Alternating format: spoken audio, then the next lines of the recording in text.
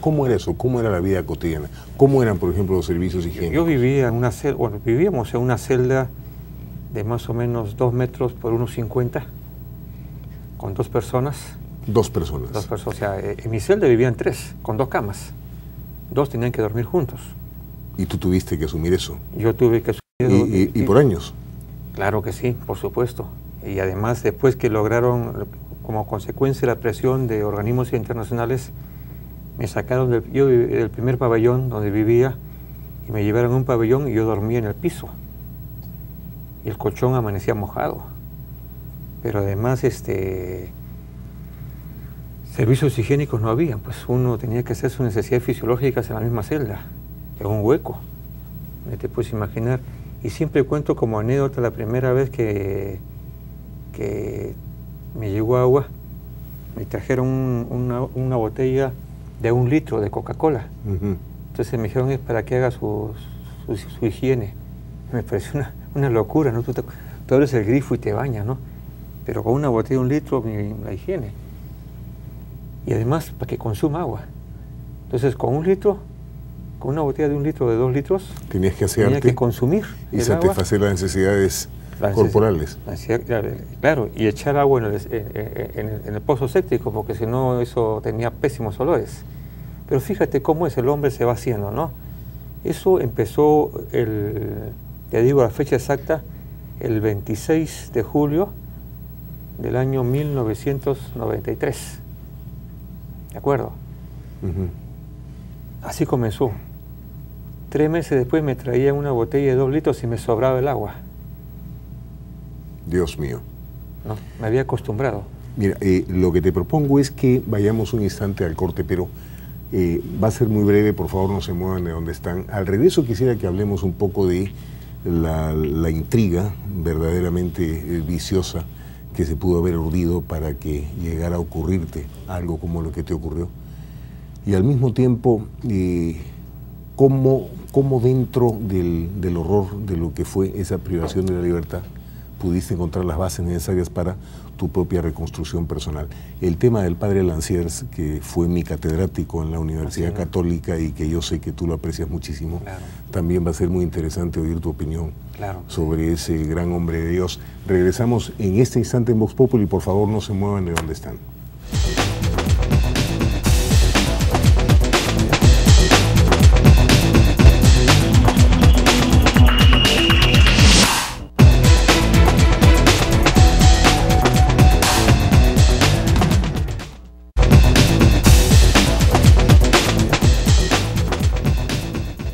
Seguimos en Vox Populi con el presidente del Consejo de Ministros, el doctor Yehude Simón.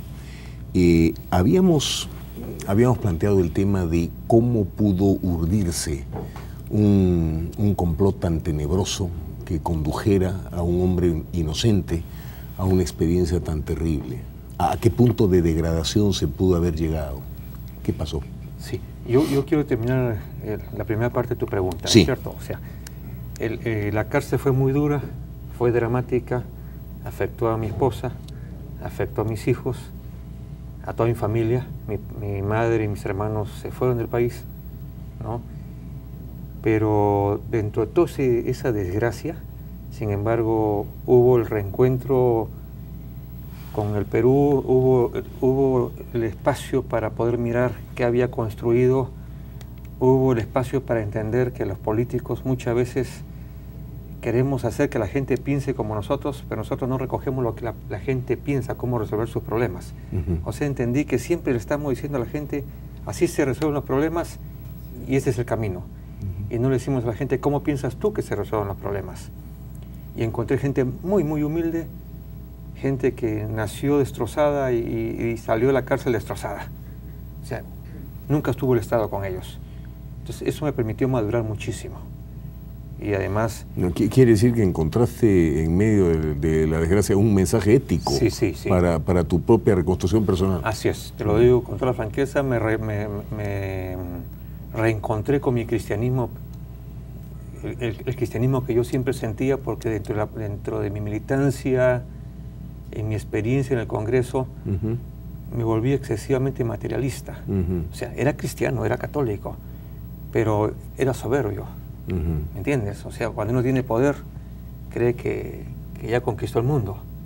Entonces, yo tuve la suerte, o sea, tuve la inmensa mala suerte de pagar una prisión que no correspondía, ¿no? Con el daño que se hizo a la familia, pero en medio de eso, la otra cara de la moneda, tuve la suerte de reencontrarme y de darme cuenta que que los políticos muchas veces estamos equivocados, ¿no? Entonces pensamos que el poder es eterno y nos damos cuenta que eso se acaba como la vida de una mosca, como he dicho yo siempre, ¿no? Hay una frase que nunca falla, pues, Dios escribe derechos sobre líneas torcidas. Claro que sí. Pero ¿cómo pudo urdirse una cosa Claro, tan yo era terrible? un hombre muy radical, Sí. evidentemente lo era, ¿no? Claro, yo asumía la Sí, necesidad yo recuerdo muy bien al Sí, diputado y yo decimos efectivamente una posición radical. radical, Sí. pero siempre en ese radicalismo lo que buscaba era la posibilidad de dialogar para acabar con la violencia. Si tú lees todos mis escritos, o gran parte de mis escritos era acabemos con la violencia, acabemos con la violencia. Y tengo algunos, estoy escribiendo un libro, y tengo algunas partes donde yo hablaba con gente del más alto poder del gobierno, el primer gobierno del presidente García, donde ya hablaba para poder hacer treguas y llegar a acuerdos de paz, como sucedía en Colombia con el M-19, por ejemplo. Tuve la suerte de hablar con gente de Sendero Luminoso que no quisieron absolutamente nada de diálogo. Tuve la suerte de conversar con gente del MRTA que estaban dispuestos a dar los pasos y después no sé lo que pasó al interior. Pero ese era mi papel. Pero ¿cómo ese rol te termina conduciendo? ¿Por qué? Porque para las Fuerzas Armadas, para las Fuerzas Policiales, para Fujimori, todo lo que significaba izquierda era terrorismo.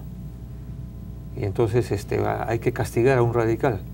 Y dentro de los radicales, el escogido fui yo, pues, ¿no? Pero además, cuando se da el golpe de Fujimori, el cívico-militar, sí, yo estaba en Suiza, dictando algunas conferencias sobre deuda externa, ¿no? y cómo afectaba la deuda externa a los países de América. Justo llego a Suiza y ese día hay el golpe. Y todo el mundo me dice, no retornes porque hay persecución. Y yo digo, no.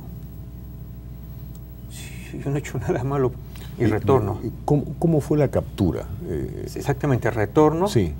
Y me movilizo con la juventud de un partido que había formado, Patria Libre, sí, conjuntamente con la juventud del APRA. Y muchos de los militantes del APRA que hoy están en gobierno participaron conmigo en algunas movilizaciones contra la dictadura de Fujimori en ese momento. Y la respuesta fue inmediatamente el día 13 de mayo, después de una conferencia, 13 de junio de ese año, del 93, después de una conferencia del 92. ¿Ya? Después claro, 2 meses después del golpe. 2 meses después, claro. Después de esa conferencia, llega la policía y comienza una persecución y me detienen, ¿no? Y ahí empieza el Vía Crucis. Sí, ahí empieza el Vía Crucis porque una cosa es verlo en la televisión y otra cosa es leerlo y otra cosa es vivirlo. Tú me hablaste en una oportunidad de un gusano, seguramente los televidentes no se imaginan qué cosa, a qué nos referimos, pero antes quisiera que me digas, ¿qué comías? Mira. ¿Cómo eran tus navidades ahora que estamos en un clima navideño? ¿Cómo era la vida cotidiana, el amanecer, el dormir? Yo perdí 8 kilos, 7, 8 kilos el primer mes porque no podía comer. Estaba acostumbrado a la comida de la casa y por último estaba acostumbrado a comer en restaurantes. Por supuesto, más o menos, por supuesto, ¿no? Claro.